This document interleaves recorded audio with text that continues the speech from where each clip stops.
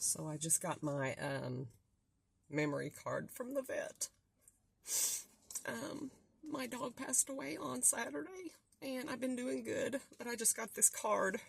I'm just outside at the post office here, and I'm just wanting to make a visual memory of how gracious God was in the way this whole thing happened.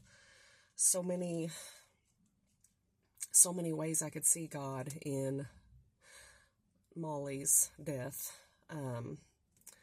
That the morning that she died, and I didn't even know she was dying,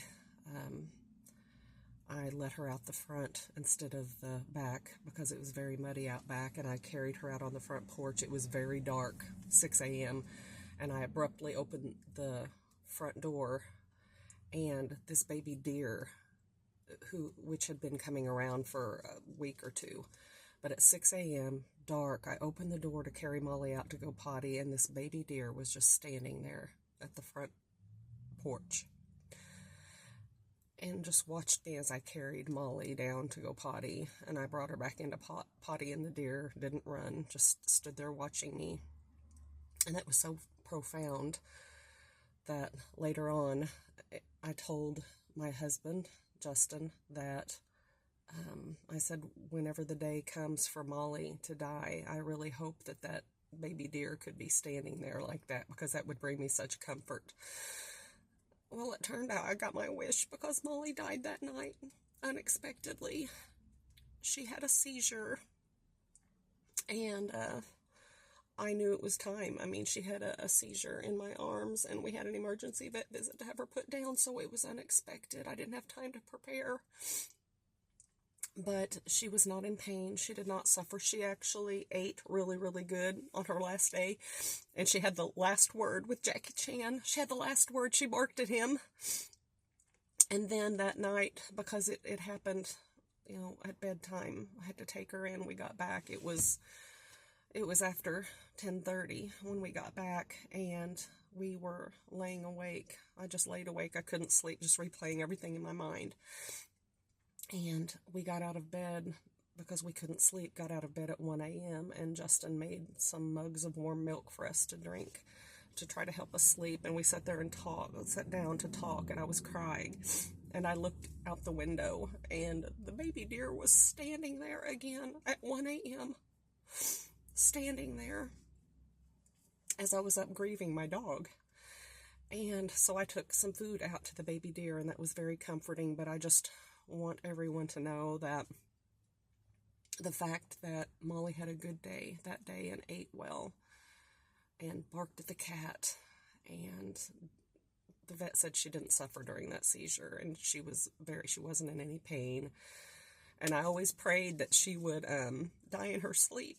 And it turns out I got my wish on that too, because they put her under general anesthesia, and I sat there and looked at her as she was going to sleep on the general anesthesia, because I wanted my face to be the last face that she saw. And after the anesthesia, they gave her the injection to put her down, and they had to give her more than one injection. And this is the dog that had heartworms when I first got her, and she was treated, and so many things in her life. God spared this dog's life like 5 times in the 10 years that I had her, because she was a stray dog when I had her. And it took more than one injection to fully stop her heart. Just an 18-pound dog. So this dog had so much life in her. But I could see God so much, because she wasn't in pain. She had a good last day. That baby deer, man, that had such impact. Molly had the seizure while I was with her. That could have happened while she was home alone. My husband was home. It was at night, so he was home with me, so I wasn't alone. The vet that had treated her for pancreatitis the year before, when she almost died, the same vet that had treated her was on call that night. And I don't know, just so much that happened in the process of it. Also, it was freezing cold outside, freezing cold.